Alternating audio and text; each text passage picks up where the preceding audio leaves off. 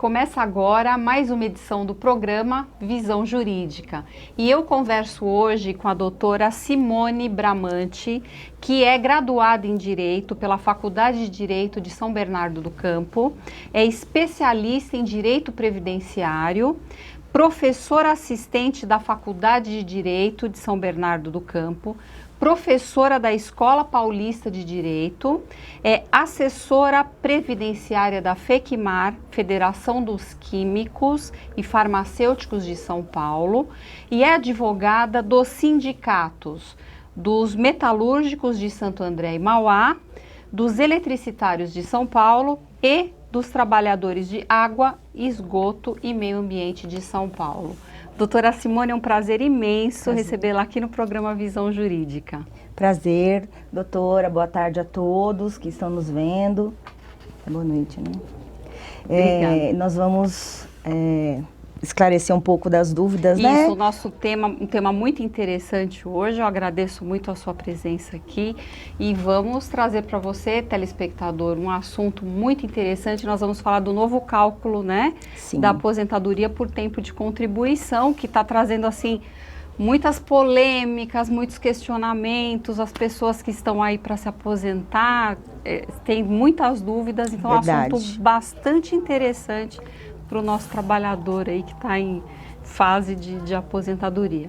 Então, doutora, como é que funciona esse novo cálculo 8595, tão comentado pelas pessoas e trazendo tantas dúvidas, gerando tanta polêmica, né? O que é mais vantajoso, o que não é? Então, tá gerando muita polêmica mesmo, né? As pessoas estão confundindo, achando que teria que ter, no caso da mulher, 85 anos de idade, no caso do homem, 95 anos de idade. Mas não é isso. É a soma tanto da idade, mais o tempo de contribuição, que tem que somar no caso da mulher 85 e no caso do homem 95. Um exemplo, uma mulher que tem 30 anos de contribuição, ela tem que ter 55 anos de idade para somar e dar o 85 que a fórmula exige até 2018, porque essa fórmula ela é progressiva. Certo, então aumenta um da idade e no tempo e aumenta um ano também? Não, é assim, até 2018 é 85,95. Em 2019 e 2020 vai ser 86,96. 2021, 2022, 87,97. 2023, 2024, 88,98. 2025, 2026, 89,99. E a partir de 2027, 90 a 100 aí para essa progressividade. Certo, então uma somatória, Sim. né? As pessoas confundem achando que é a idade. Que é a idade, Não, aí demais. vai ser difícil, né? É uma somatória. E a vantagem que essa fórmula dá é que quando as pessoas somam o 85,95, não há incidência do fator previdenciário nas aposentadorias, que é um índice hoje usado nas aposentadorias, que era usado antes da fórmula, que tem mais ou menos uma perda da renda da aposentadoria entre 30% e 40%. Verdade. O fator reduz a renda, né, dos aposentados em 30% e 40%. Então, essa fórmula, né, quem soma a idade, tem essa não incidência do fator previdenciário. Certo. E essa somatória aqui, ela é diferente para homens e mulheres nesse cálculo? Sim, é 85 para mulher, 95 para homem. E progressivamente também? Progressivamente também. Certo. Mas também tem uma exigência. Mesmo tendo a somatória 85 e 95, tem que se ter 30 anos de contribuição para mulheres e 35 anos de contribuição para homens, além da somatória. Certo. Entendeu? Só não incidiria aí o fator previdenciário. Isso, não incide o fator previdenciário, né? Que acaba, em alguns casos, sendo muito vantajoso. Por exemplo, uma mulher, um exemplo, que começou a trabalhar com 20 anos, com 50 anos ela atingiu os 30 anos de contribuição, que daria para ela aposentar por tempo de contribuição. Se ela for se aposentar pela regra que incide o fator previdenciário, ela vai ter um fator mais ou menos de 0,60. O que isso quer dizer? Que ela vai ter uma perda de 40% no valor da sua aposentadoria.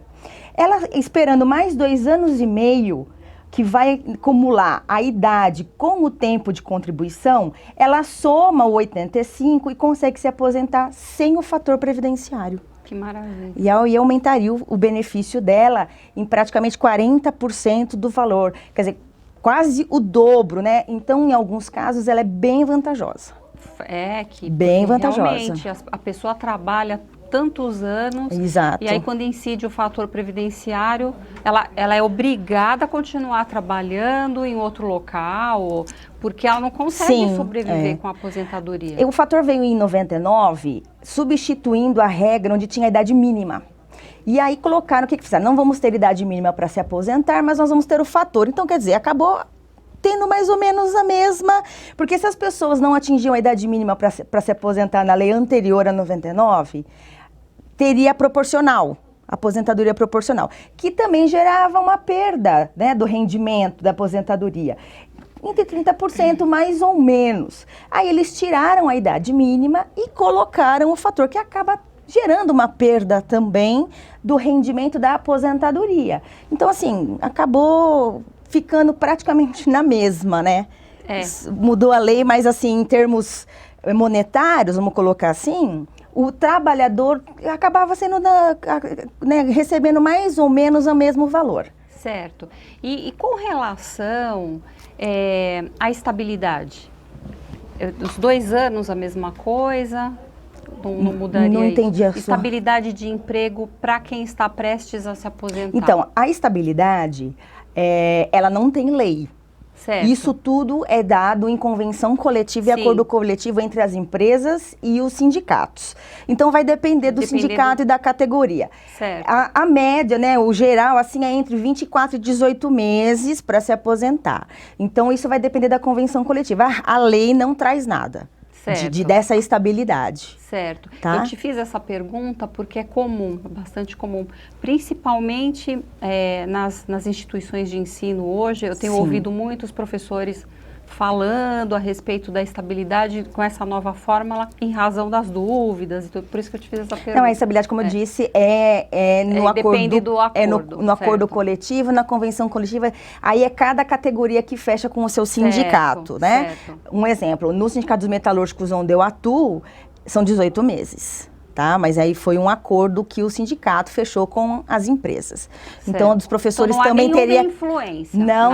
A lei não menciona nada. É só para deixar isso bem claro. Não, se o acordo coletivo diz que são 24 meses a estabilidade, né, antes da aposentadoria, que os trabalhadores teriam, independente da fórmula que você for usar, é 24 meses que você tem o direito para, né, a essa estabilidade, tá? Isso não altera. Certo. Em nada. Era essa a dúvida, só para deixar bem claro. Isso, não altera. Porque isso é frequente. E o porquê da pergunta? Em razão das demissões que estão acontecendo com essas mudanças aí no nosso país, não é? Com a mudança nas empresas, muitas demissões têm ocorrido e pessoas até que estão em estabilidade, em período de estabilidade, estão sendo demitidas com descumprimento à convenção e tudo mais. Então, muitas dúvidas e perguntas surgem até em razão da nova fórmula, por isso da pergunta. Eu vou só complementar com uma coisinha, dizendo que essa estabilidade, ela é garantida até a data da tua aposentadoria. Quando você completou, cessou. Então, um exemplo, se você completou seus 35 anos de trabalho e você não quis se aposentar, a sua estabilidade cessou. Então, não quero, então continua com essa estabilidade? Não. Fez os 35, você não se aposentou porque não quis, mas a estabilidade cessa. Então, a empresa pode, se quiser, demitir o funcionário, sim. Certo, pode. Depois desse período. Depois desse período. Bom, né? Nós acabamos entrando em outro assunto. Uma coisa puxa a outra, né? Mas é que é interessante e traz bastante dúvidas. Doutora, então, a fórmula 85-95. Então, teoricamente, aquele que não atinge, ele não pode se aposentar ou ele pode optar pelo outro cálculo, utilizando o cálculo previdenciário? Pode. Quem não atingir, né, a soma 8595, ela pode se aposentar. Só que ela vai se aposentar pela regra que aplica o fator previdenciário. Mas isso não obsta a aposentadoria, né, do segurado. Pode se aposentar, mas pela lei que aplica o fator previdenciário. Certo, Tá? certo. Aí poderia ter desvantagens, né? Então, aí a gente tem que analisar o caso a caso para saber se é vantajoso esperar, né, ou não é vantajoso, de repente, se aposentar mesmo com a fórmula. Porque, às vezes, doutora, você fazendo o cálculo, às vezes o fator dá 0,98, Certo. né, muito próximo de 1, que o fator da regra 8595 é como se fosse 1, porque não aplica o fator, é como se fosse um fator 1. Certo. Né? Então, às vezes, a gente faz a fórmula do fator e chega muito próximo de 1. Então, de repente, não tem a necessidade de esperar a somatória, a pessoa Claro. pode entrar. Então, é o caso a caso. É o Certo. caso a caso. Então, o que você aconselha o trabalhador? Que procure um especialista, Sim, que analise sempre. direitinho, porque geralmente, né, as pessoas ficam em dúvida e acabam consultando pessoas não especializadas, geralmente não advogados, Não né? advogados. Eu sempre aconselho a procurar um especialista da área, né? Nós sabemos que as aposentadorias podem ser requeridas junto ao INSS sem a necessidade de um advogado, de um procurador, mas eu sempre oriento as pessoas nas palestras ou até os meus clientes para sempre procurar um advogado. Por quê? Porque o advogado vai conseguir sempre o que for o melhor para você. Vou dar exemplo de um caso que eu tive no escritório. Um senhor apareceu lá que tinha dado entrada sozinho na aposentadoria e o INSS tinha aposentado ele com um salário mínimo. E ele falou, não aceito, não quero, e veio me procurar. Eu, analisando o caso dele, fizemos ali a análise e eu falei para ele, olha, o senhor consegue se aposentar com R$2.000. Então, nós renunciamos àquela que ele tinha, né, tinha sido concedida de um salário mínimo, na época nem era 880, era R$724, e entramos com uma nova aposentadoria, pedindo, né, por um outro cálculo, por uma outra forma, e ele se aposentou com R$2.000. Então, assim, o INSS sempre vai dar o que ele quiser dar para vocês, e eles têm uma instrução, uma norma e tal, que eles acabam dando o que for mais benéfico para eles e não para o segurado. Lógico. Então, eu sempre aconselho procurar um especialista da área, sim, até para tirar suas dúvidas e para requerer os seus benefícios, as revisões ou o que for, porque nós estudamos isso, nós vivemos o dia a dia, o nosso dia a dia é o INSS, são as leis previdenciárias, então nós sabemos o caminho, nós sabemos o que nós podemos ou não conseguir de melhor para o segurado, para o nosso cliente, né? Que é um benefício que você tem que ver que você vai receber para o resto da sua vida. Então, você não pode receber qualquer coisa. Exatamente. Tem que ser o melhor, porque é para o resto da sua vida, vai substituir o teu salário. Você vai parar de trabalhar, seria a regra, parar de trabalhar, e esse benefício substituiria o seu salário, que será sustento e manutenção da sua casa, da sua família. E é comum, a gente sempre ouve, né, as pessoas falarem, eu não vou pagar advogado. Exatamente, é isso mesmo. Eu vou direto no INSS, eu vou agendar e vou direto no INSS. Aí, como você mesma disse, é o teu salário para o resto da sua vida. Pro resto da vida. Então, acho que compensa, de repente, você pagar uma parcela para o seu advogado, até porque você vai pagar uma parcela ali. Claro. E vai acabar. É muito justo. É o trabalho da gente. A gente vive de honorários, não tem como, né? Exatamente. E aí você vai pagar uma porcentagem ali pro seu advogado e o restante é seu pro resto da vida, para você, como eu disse, sustentar, né, a manutenção da sua casa, da sua família. Muito bem orientado, né? Sim, com certeza. Procurando especialistas mesmo da área, né, que vão orientar direitinho o que tem que ser feito. Interessante. Doutora, e com relação, voltando a falar no fator previdenciário, ele não foi extinto. Será em razão da nova lei? Então, ele ainda não foi extinto. Há projetos. Certo. Né? A nossa presidente Dilma tem alguns projetos na área previdenciária. E um deles é a extinção do fator. E aí só valeria a Fórmula 8595. Que é progressiva. Que vai parar. Ela tá querendo até subir, em vez de 90, ser 95,105, que ela quer subir mais um pouco, né? Não parar no 90,100. E ela quer extinguir a aposentadoria pelo fator, e aí só valeria a aposentadoria pelo 85,95. Então, quem não somar, não vai conseguir se aposentar, se caso esse projeto, ainda um projeto, for aprovado no Congresso. Certo. E com razão, em relação, desculpe, à desaposentação. Em primeiro lugar, eu queria que você explicasse para o nosso telespectador o que é desaposentação, né? Porque para nós é um termo comum, mas para eles... Tem gente que fala desaposentadoria, desaposentação, não é um termo correto, os dois estão corretos. Seria o quê? Seria a renúncia da aposentadoria que a pessoa já recebe para o requerimento de uma nova aposentadoria. Isso acontece quando? Quando a pessoa aposenta e continua trabalhando e contribuindo para a Previdência Social. E aí esses benefícios que foram pagos após a aposentadoria, ela pede, no caso, no novo benefício, pede para ser incluído esse período, essa nova contribuição. Aí soma-se no cálculo, óbvio que aumenta-se o valor da aposentadoria de forma considerável. Então, isso seria a desaposentação que a gente fala. Vamos pedir a renúncia da antiga e a concessão de uma nova, incluindo este período que foi pago após a aposentadoria. Certo. E com relação, como é que ficou a desaposentação com essa nova fórmula agora? Nós podemos pedir desaposentação a partir do momento que eu entro porque a judicial, o INSS não reconhece a desaposentação, então é tudo judicial. Então, a partir do momento que eu ingresso com a ação, eu posso optar ou pela fórmula com o fator, ou pela 8595, ou por uma aposentadoria por idade. Então, certo. Eu já ingressei com algumas ações pela 8595 e os juízes estão concedendo normal. Não tem problema nenhum. Que maravilha. Então, tem essa possibilidade de... Lembrando que a desaposentação é só para quem, depois que aposentou, continuou trabalhando e contribuindo para a Previdência Social. Quem não se enquadrar neste caso não tem direito à desaposentação. Certo. Não é porque você aposentou e hoje você soma que você tem direito a desaposentar. Certo. Tá? Aí não tem essa possibilidade. Para deixar claro para as pessoas, né, quais são os requisitos dessa desaposentação. Certo. Lembrando também que a desaposentação está parada. O STF está 2-2, a ministra Rosa Weber já entregou o voto, mas ele ainda não foi aberto por conta desse monte de coisas que eles têm que julgar, tipo Lava Jato, Mensalão, cai tudo para eles julgarem lá. Então, eles acabam tendo que passar prioridade esse tipo de ação, de processos lá, e aí as aposentações acabam ficando em segundo plano.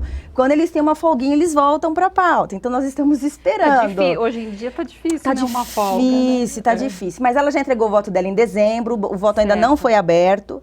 Então, a votação lá no Supremo está empatada, 2-2. Então, temos 7 ministros ainda, porque são 11. Vamos torcer para que eles aprovem a desaposentação. Eu acho que é justo a pessoa, né, pagando ainda, depois de aposentado, contribuindo, e ela não tem a opção de não contribuir, porque a partir do momento que ela trabalha, ela é um segurado obrigatório. Certo. Então, ela é obrigada a contribuir, não é uma opção dela. Então, acho que nada mais justo dela ter um benefício em troca. Exatamente. É o meu pensamento. Tá pagando, né? Sei que tem gente que não pensa assim, mas eu acho que é justo. Eu acho que é o justo. E a gente ainda tem um tempinho, e eu queria te fazer uma pergunta que as pessoas têm dúvida. O trabalhador, o segurado, ele pode ter 2 aposentadorias? Como é que funciona isso? 2 aposentadorias no regime próprio que a gente fala, no regime geral, desculpa, que a gente fala, o que é o regime geral? É esse do INSS, que todo mundo que trabalha é obrigatório ir lá contribuir. Ou através de carnê, quem trabalha autônomo, como é o nosso caso, né? A gente acaba pagando aquele carnê do INSS, ou coisas nesse sentido. Então, pelo esse regime geral, você pode ter uma aposentadoria e pode ter uma pensão por morte também. Pode acumular. Certo. Tá? Agora, 2 não. Você pode ter, se caso você for servidor público, que contribui para o regime próprio da Previdência. Então, vamos supor, você é um médico. Aí você é concursado e trabalha num hospital público como servidor público. Só que você também tem um consultório seu particular que você atende os seus clientes particulares. Então, você é servidor, você é segurado obrigatório dos 2. Então, o servidor, né, o SPPrev vai contribuir, né, vai descontar do salário do servidor público e vai contribuir para o regime próprio, que a gente fala. E o médico, como autônomo, vai ter que pagar o carnê como segurado obrigatório do regime geral. Aí pode acumular 2 aposentadorias, porque são regimes diferentes, Quem paga são entes diferentes. Um quem paga o INSS, Certo. o outro quem paga é o sistema de previdência do servidor público. Só nesse caso que dá para acumular. Certo. Fora isso, não dá para acumular. São 2 regimes. São 2 sim. regimes, as contribuições vão para pessoas diferentes, administração, tudo são para pessoas diferentes. As pessoas confundem mesmo, inclusive Confundem. com a pensão por morte. A pensão pode acumular. Certo. Né? Inclusive, você pode acumular 2 pensões, se for o caso. Um exemplo, às vezes a esposa, o marido falece, a esposa tem a pensão do esposo. E, às vezes, um filho que também morava e contribuía e ajudava ela com a pensão, vem a falecer antes da mãe, ela pode acumular 2 pensões. A do marido e a do filho, por exemplo. Certo. Aí dá para fazer, mas 2 aposentadorias no regime geral não dá. Não dá. Não dá, é uma só. Mas gera muita confusão. Porque às vezes a pessoa tem 2 por regimes distintos. Por regimes distintos. E as pessoas, mas como que tal pessoa, um amigo meu, tem? Ou às né? vezes eles confundem Tem achando que a pensão é a Isso. aposentadoria. Ah, mas eu recebo a aposentadoria do meu marido e a minha. Mas não é aposentadoria, é pensão. Certo. Que quando foi aposentado no caso, o marido veio a falecer, vira pensão por morte. Aí é outro benefício. Certo. Mas olha, foi muito esclarecedor mesmo, viu, doutora? E o nosso tempo é curto aqui, né? Acho que ainda tem um tempinho. Se você quiser mandar uma mensagem para o nosso telespectador. Mas assim, eu já adianto aqui, agradeço muito a sua presença, que veio de longe aqui para o programa Visão Jurídica. Tá? Eu agradeço o convite, né? Agradeço a todos pelo convite. Foi um prazer, uma honra estar aqui com vocês. Espero ter esclarecido. Eu sei que é um assunto muito polêmico, a Previdência tem muitas mudanças, está tendo muitas mudanças, está passando por um processo aí de transformação. Há muitas dúvidas mesmo a respeito disso. Eu espero ter esclarecido. Eu não sei se... Esclareceu muito, foi muito esclarecedor. Se tiver alguma dúvida, alguma coisa assim. Se você quiser deixar o seu contato para nós, né? Eu tenho 2 escritórios, um fica em Santo André, o outro fica na Praça da Sé. Próximo à Igreja da Sé, então eu vou dar o telefone geral, aí quem quiser ligar, o telefone do escritório é 3422-7267, e eu tenho um outro que é 4438-0448. E o escritório tem uma página no Face, Bramante Xavier Advogados, e aí quem quiser por lá também... Eu estou à disposição para esclarecer dúvidas ou alguma coisa relacionada à previdência social, no geral. Procurar com certeza, porque, olha, um advogado especialista nessa área, uma boa advogada, né, no caso, especialista, é difícil. Espero ter esclarecido e eu agradeço a oportunidade. Muito obrigada, viu? Obrigada, eu falo em meu doutora? nome e em nome de toda a equipe da TV Guarulhos. Muito obrigada. Obrigada mesmo. E a você que acompanhou o programa Visão Jurídica, te aguardo na próxima semana. Visão Jurídica, atualidade, conhecimento e informação aqui na TV Guarulhos.